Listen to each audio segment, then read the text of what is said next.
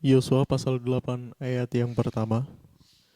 Kemudian berfirmanlah Tuhan kepada Yosua, "Janganlah takut dan janganlah tawar hati, bawalah seluruh tentara dan bersiaplah, majulah ke Ai. Ketahuilah aku serahkan kepadamu raja negeri Ai, rakyatnya, kotanya, dan negerinya.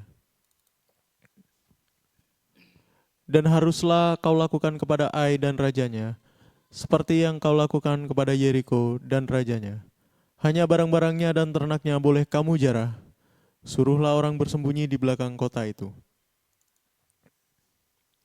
Lalu bersiaplah Yosua beserta seluruh tentara untuk pergi ke Ai. Yosua memilih 30.000 orang, pahlawan-pahlawan yang gagah perkasa.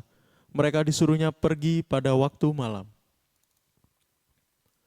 Dan kepada mereka diperintahkannya katanya, "Ketahuilah kamu harus bersembunyi di belakang kota itu untuk menyerangnya.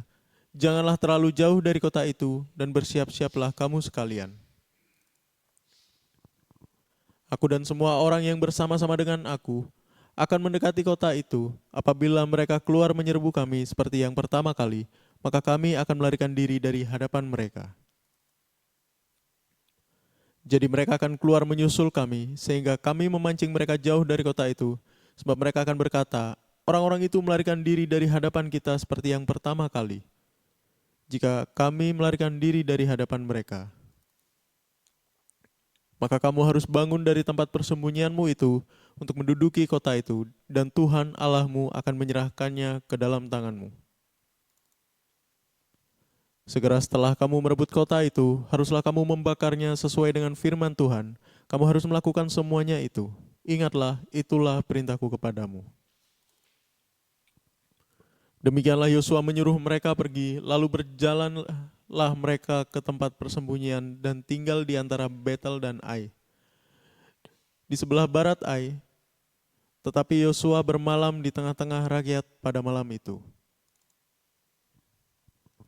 Keesokan harinya Yosua bangun pagi-pagi, lalu diperiksanyalah barisan bangsa itu dan berjalanlah ia maju beserta para tua-tua orang Israel di depan bangsa itu ke Ai.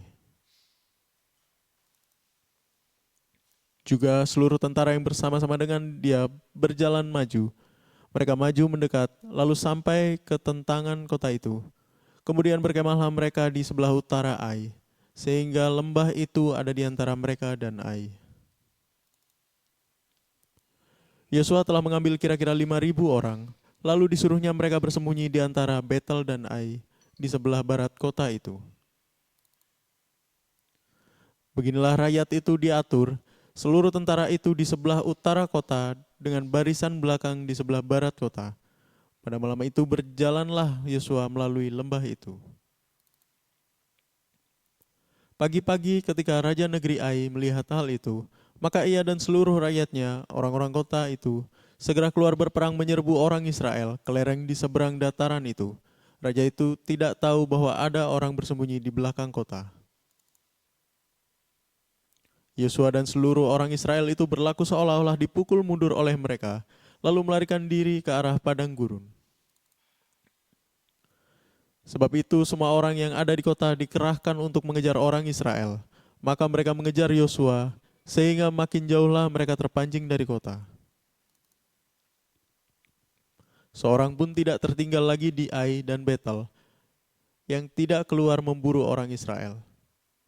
Mereka meninggalkan kota itu terbuka karena mereka mengejar orang Israel. Lalu berfirmanlah Tuhan kepada Yosua, "Acungkanlah lembing yang ada di tanganmu ke arah Ai, sebab aku menyerahkan kota itu ke dalam tanganmu." Maka Yosua mengacungkan lembing yang di tangannya ke arah kota itu. Ketika diacungkannya tangannya, maka segeralah bangun orang-orang yang bersembunyi itu dari tempatnya. Mereka berlari memasuki kota, merebutnya, lalu segera membakar kota itu. Ketika orang Ai berpaling menoleh ke belakang, tampaklah asap kota itu naik membumbung ke langit. Mereka tidak sempat melarikan diri kemanapun juga, sebab rakyat yang tadinya lari ke padang gurun berbalik melawan pengejar-mengejarnya. Ketika Yosua dan seluruh Israel melihat bahwa orang-orang yang bersembunyi itu telah merebut kota, dan bahwa asap kota itu naik membumbung, berbaliklah mereka lalu menewaskan orang-orang Ai. Sementara itu juga keluar orang-orang Israel yang lain dari dalam kota menyerbu orang-orang Ai, sehingga terjepit di tengah-tengah orang Israel itu. Yang ini dari sini dan yang itu dari sana. Orang-orang Ai ditewaskan sehingga seorang pun dari mereka tidak ada yang dibiarkan terlepas atau luput.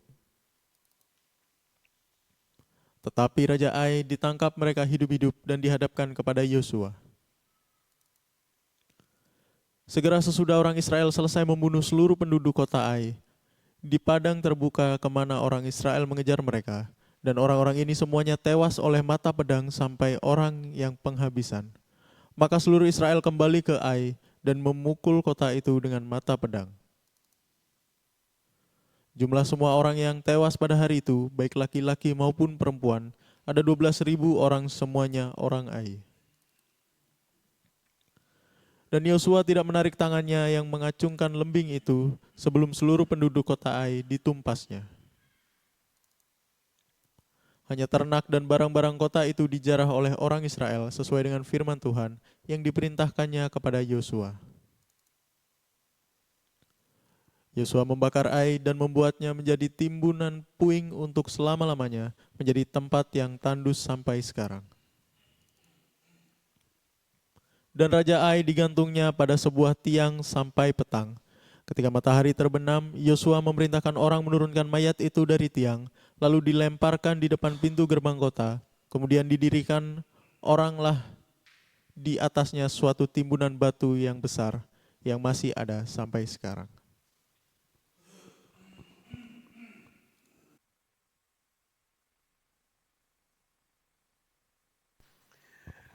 Halo, shalom semuanya. God bless ya, Tuhan Yesus memberkati. Kita sudah penghujung tentang kisah Yosua. Yang akan tutup dengan kisah di Ai, di mana perjalanan Yosua sedemikian panjangnya sampai yang namanya Yosua memakai nama besar Musa. Di mana Yosua sudah mendapat peringatan, mendapat arahan. Yosua salah membangun di awal. Dia memakai prototipenya Musa. Kalau bangunan, dia pakai yang namanya jendela-jendela besar. Dia pakai kursi-kursi yang besar, lemari yang besar. Padahal bangunan yang Tuhan berikan kepada Yosua beda dengan Musa.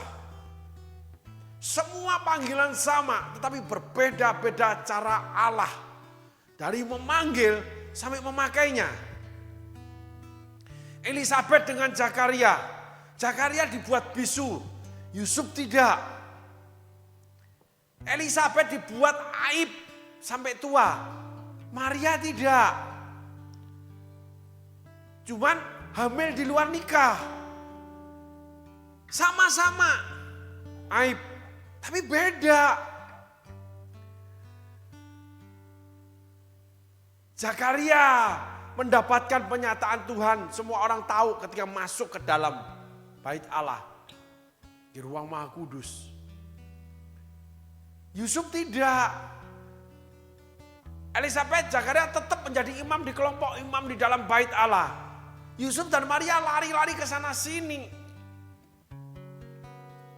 Karena akan dibunuh. Yusuf menjadi tukang kayu. Zakaria tetap menjadi imam. Yusuf menjadi tukang kayu terkenal, Zakaria tetap menjadi imam. Elisabet udah tua, Maria masih muda, belum nikah.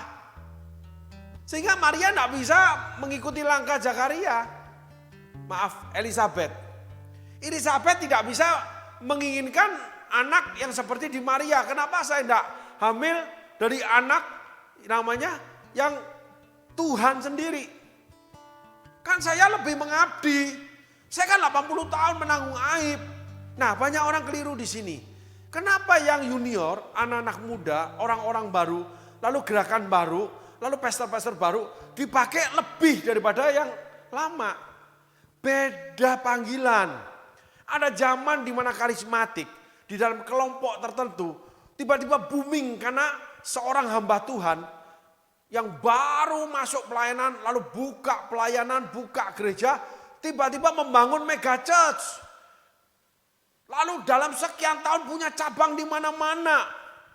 Sedangkan orang-orang lama dalam kelompok gereja-gereja yang lama, dalam sinode-sinode yang lama, kenapa kok merambat aja? Lalu kelompok-kelompok yang baru ini punya cara praise and worship yang berbeda, punya cara khotbah yang berbeda, lalu cara bagaimana Allah melawat umatnya berbeda, dikatakan sesat. Tidak. Sehingga pada sampai zaman ini, kegerakan itu udah mapan banget, udah ribuan gereja dibangun. Dari satu orang pastor, banyak melahirkan pastor. Dari seorang penginjil, banyak melahirkan penginjil. Sehingga umat Tuhan berkembang jadi banyak. Semuanya untuk memenangkan jiwa. Tapi orang-orang tua ini nggak mau menerima. Tapi mereka nggak mau berubah. Tapi setelah golongan ini sejarahnya saudaraku. Golongan ini digantikan yang muda. Sekarang udah sama ibadahnya. Bahkan ada golongan yang jauh sana. Itu udah mulai punya ibadah seperti golongan baru yang dulu dikatakan sesat. Yang ditolak. Di blacklist. Diumumkan, ditentang banget. Saya punya cerita daripada cerita para sepuh ya saudaraku. Mereka bercerita begini, kalau dulu di zaman gerakan Pentakosta, pada waktu menjelang Paskah, para orang-orang kudus Tuhan, jemaat Tuhan yang sungguh sama Tuhan di dalam gereja, berdoa puasa, lalu di dalam gereja mereka mendapatkan situasi di mana mereka itu meratap kepada Tuhan. Lalu terjadi lawatan Tuhan, kebangkitan rohani. Ceritanya begitu saudaraku. Pada waktu Pentakostanya atau Paskah. Saya diceritai seorang sepuh. Tetapi ada beberapa penginjil muda yang sewa lapangan bola, yang sewa alat musik brang-bring-breng di tempat terbuka, masuk ke desa, kabupaten, lalu menyewa tempat-tempat yang megah di pertokoan, di mall. Dan mereka melakukan gerakan-gerakan di mana mereka cuma naikin pujian, gak usah nangis-nangis, jemaat Tuhan dilawat Tuhan. Banyak orang dipertobatkan. Musik kayak musik dunia, tapi Tuhan hadir. Saudaraku, saya punya pengalaman hal ini sedikit. Saya memakai musik tradisional campur dengan musik band. Dan ketika pujian dinaikkan, jadi loh saudaraku, Tuhan hadir. Alat tradisional, pure tradisional. Yang namanya alat dari Dayak, saudaraku. Kami mencarinya, terkumpul, lalu kami satukan dengan band, jadi lawatan Tuhan, saudaraku. Ada pemain-pemain yang belum jadi anak Tuhan, jadi loh saudaraku. Sehingga ada penginjil-penginjil ketika dia adakan KKR di lapangan. Orang datang dilawat Tuhan. Lalu mereka melakukan bahasa roh. Mendoakan orang dijamah Roh Kudus. Manifestasi. Ditolak saudaraku. Tapi sampai hari ini golongan karismatik ini itu yang memenangkan jiwa dan membuka gereja, namanya ribuan gereja, yang namanya jutaan orang dimenangkan. Dari para penyembah berhala, dari orang-orang dunia dan sebagainya saudaraku. Cara yang berbeda. Sehingga ketika Yosua mengikuti jalurnya Musa, stuck, berhenti dia. Diambil alih otoritas dia. Lalu terjadi pengkhianatan, persis seperti Musa terjadi. Ketika peristiwa Ai itu menyatakan banget. Tetapi ketika Tuhan mendapatkan Yosua kembali, karena Yosua menangis datang kepada Tuhan. Dan Tuhan selesaikan itu. Yosua salah, tapi peristiwa di pasal 8 ini pertobatan sejati terjadi.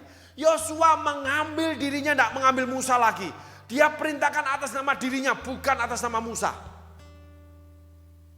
Sehingga dia mengikut Tuhan, bukan seperti Musa mengikut Tuhan. Beda lagi caranya Yosua. Bawa pasukanmu ke belakang, bersembunyi di sana. Musa nggak ada cara itu.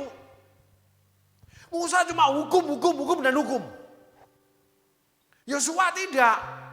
Pancing mereka keluar. Selesaikan itu. Angkat lembingmu. Musa mengangkat tongkat, Yosua mengangkat lembing. Musa membelah laut Tebrau, Yosua sampai orang Ai dimusnahkan. Satu tongkat, satu lembing. Satu laut terbelah, satu memusnahkan manusia. Memusnahkan kota Ai, bangsa Ai.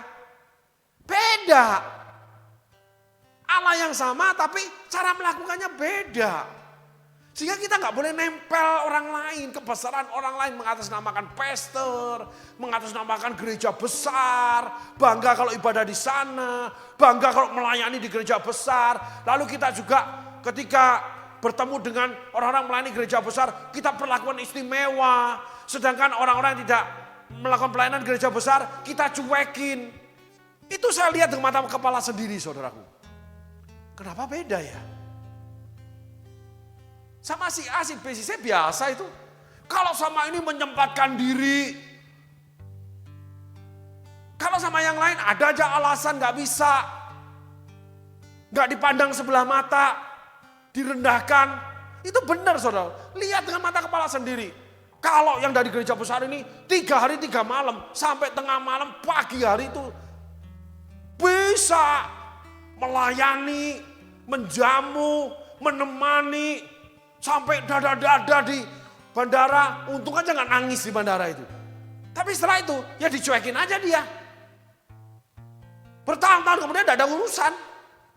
Sedangkan yang bersama-sama dia, yang dia rendahkan, itu semestinya yang harus dia pelajari. Karena dari gereja besar, kalau yang dari gereja kecil, ya udah mati-mati, hidup-hiduplah kamulah.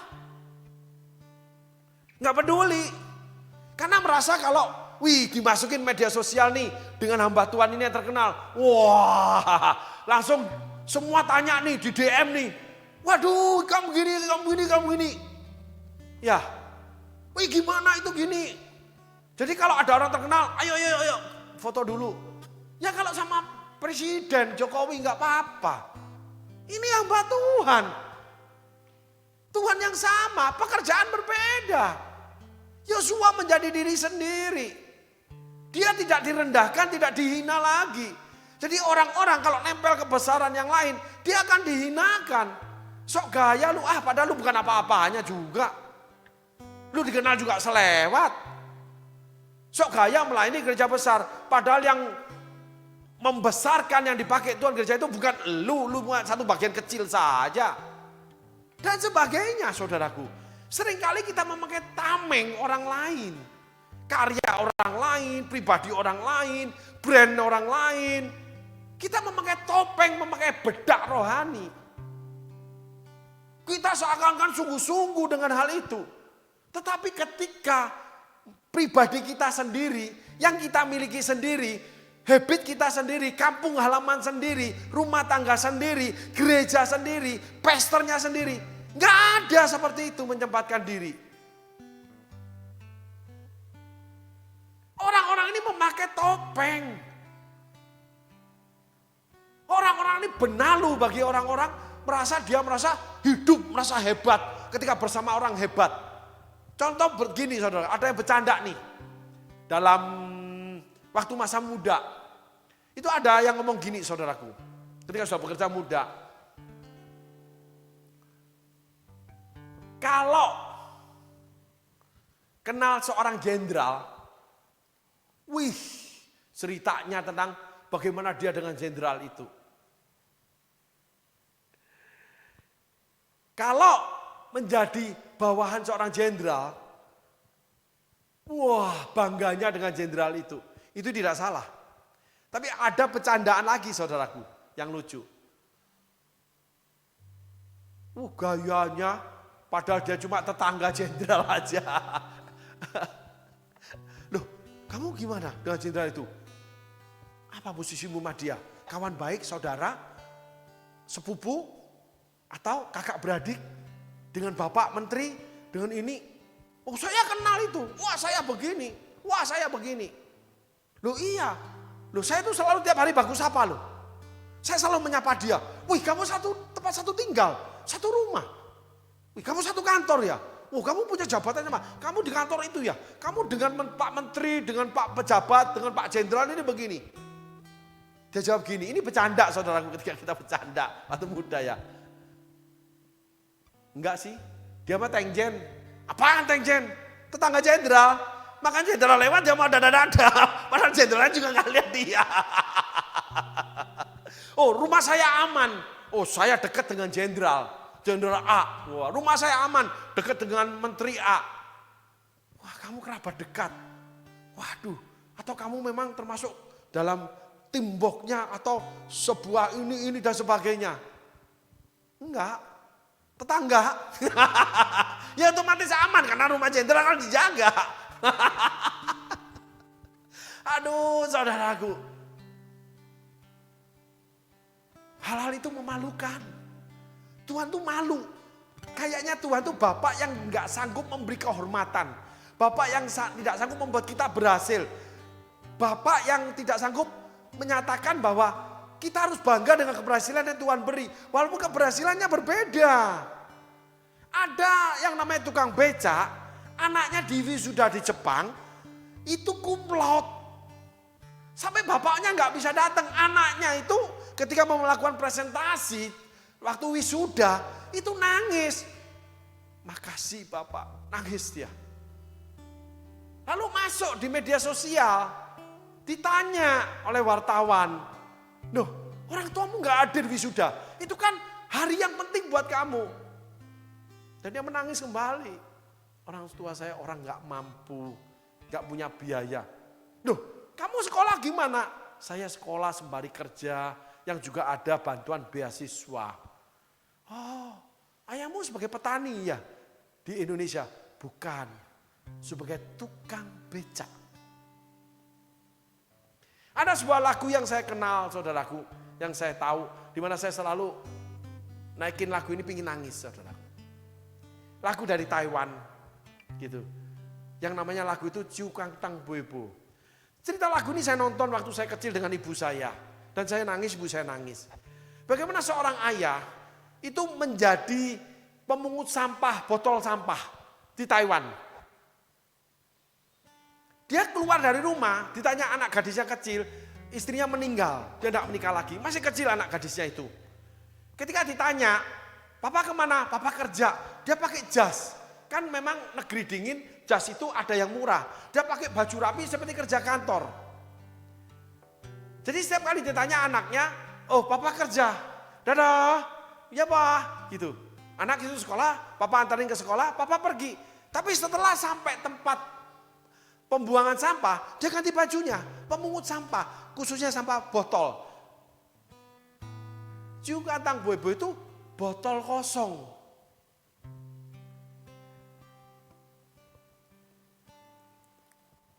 Lalu suatu hari, anak ini sudah jadi, di wisuda, sarjana. Lalu anak ini mencari kerja, saudaraku. Nah dalam mencari kerja, dia itu berjalan mencari. Suatu hari dia ketemu seorang pria yang sedang mendorong yang namanya apa itu? Gerobak.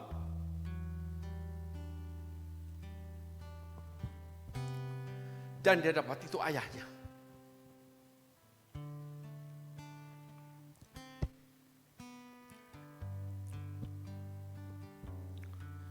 Dan ketika anak ini menikah, di dalam pernikahannya dia bernyanyi. Dan naikkan hanya ini. Ciu Kang Tang Boebo.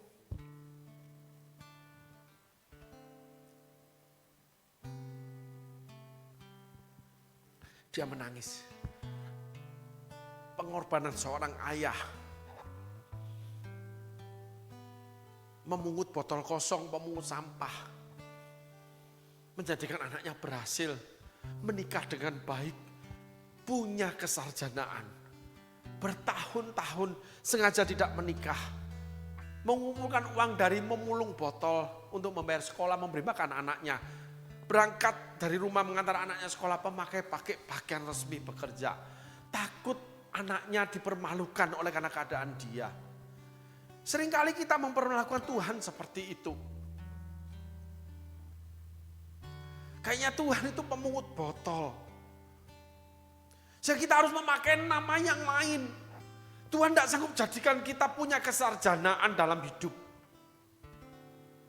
Sehingga kita harus mengambil pribadi yang lain, gereja yang lain, institusi yang lain, nama yang lain, orang yang lain.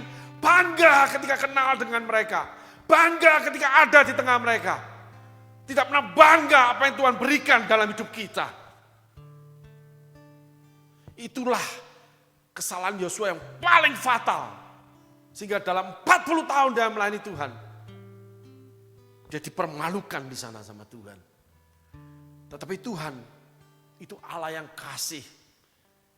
Dia menghampiri Yosua. Dia selesaikan masalah Yosua. Hari ini Tuhan akan bertanya pada kita semua. Juga natang bebo.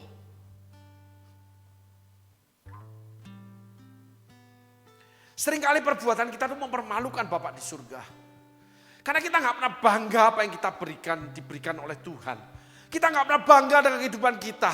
Kita selalu Tuhan kenapa? Lalu kita bangga kalau berjalan dengan orang yang lebih dari kita. Kita bangga ketika memakai seragam yang lebih dari kita. Kita bangga kalau berkenalan dengan yang segala itu yang lebih dari kita. Tapi kita nggak pernah bangga apa yang Tuhan sudah kerjakan dalam hidup kita hari ini. Saya mendapati banyak anak-anak Tuhan tersesat di sini. Termasuk hamba-hamba Tuhan. Kenapa nggak bangga dengan pelayanan sendiri? Karena Tuhan yang beri. Kenapa bangga ketika diundang di gereja besar? Kenapa bangga dengan namanya duduk dengan hamba Tuhan yang besar, ngobrol dengan hamba Tuhan yang besar, bahkan mengundang hamba Tuhan besar. Tidak bangga dengan namanya anak-anak rohani, pembicara-pembicara dari kalangan gereja, jemaat Tuhan sendiri. Yang memang bukan seperti orang-orang terkenal. Memang bukan tidak memberitakan Injil yang seperti mereka. Mereka dipakai khusus sama Tuhan. Seringkali seorang pemimpin mengecilkan orang yang dipimpinnya. Bahkan orang yang dipimpin seorang pemimpin mengecilkan pemimpinnya. Saling merendahkan di dalam pelayanan. Saling merendahkan dalam rumah tangga. Karena kita tidak menghargai apa yang diberikan Tuhan. Satu kesalahan yang paling pokok, paling fatal dari Yosua. Dia tidak bangga menjadi Yosua. Hari ini Tuhan berbicara keras terhadap kita semua. Banggalah menjadi dirimu sendiri. Walaupun kau diambil dari mana asalmu. Yosua seorang budak, seorang bujang. Jadi gak perlu mencuri nama orang lain. Menempel di kebesaran yang lain. Banggalah dengan hidup yang Allah beri. Banggalah dengan apa yang kamu miliki hari ini. Banggalah dengan karya yang kamu kerjakan. Karena hanya Allah yang bisa merevisi kamu. Dan Allah yang menolong segala kekurangan kamu. Dan Allah akan meletakkan kemenangan itu ketika kamu mentaati Dia. Dan terus saya mentaati Dia. Tolong ayat 1 ditampilkan. Kemudian berfirmanlah Tuhan kepada Yosua. Janganlah takut dan janganlah tawar hati. Benar enggak? Bahwa Allah seluruh tentara dan bersiap maju lagi. Ketahuilah, aku serahkan kepadamu raja negeri. Rakyatnya, kotanya dan negerinya. Saudara, kau perhatikan ini. Janganlah takut, jangan tawar hati. Kuatkan, teguhkan hatimu. Jangan tawar hati, jangan kecut hati. Perkatakan Taurat Tuhan siang dan malam. Jangan lupa, hati-hatilah. Terjadi. Ternyata satu akar karakter Yosua.